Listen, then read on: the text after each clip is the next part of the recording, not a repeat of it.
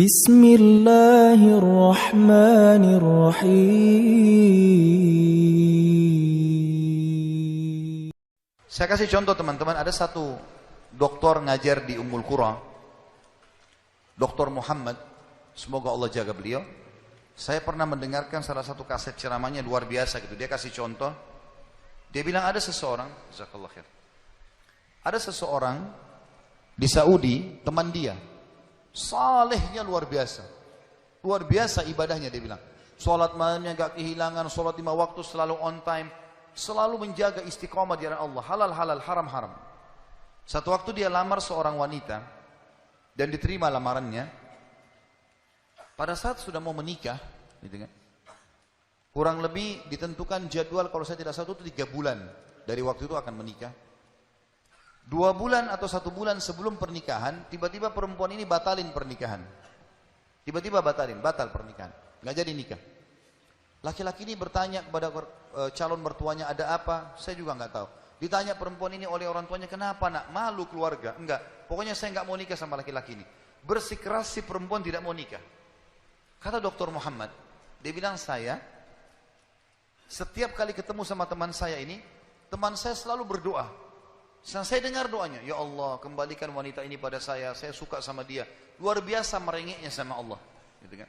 Dan saya saking kesian sama dia, sampai saya mengatakan, ya Allah kabulkan buat dia. Luar biasa dia mohonnya sama Allah. Tapi uniknya kata Dr. Muhammad, enggak dikabulkan, enggak dikasih sama Allah. Sampai tiba hari H pernikahan yang ditentukan tanggalnya, perempuan ini akhirnya memang dia tunggu waktu itu, ada laki-laki lain lamar, diterima sama dia. Diterima pada saat itu. Diterima lamaran laki-laki baru.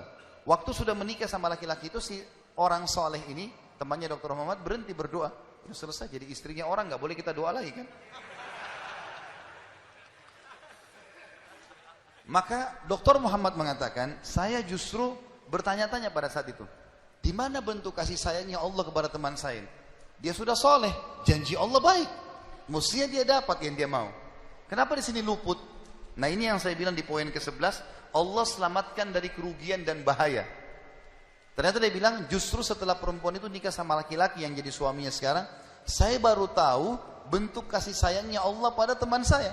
Karena ternyata baru sebulan menikah, perempuan ini periksa ke dokter, dia punya sakit di dada sebelah kanannya, maaf di payudara sebelah kanan.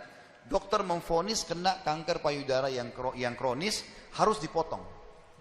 Sebulan menikah, payudara kanannya dipotong.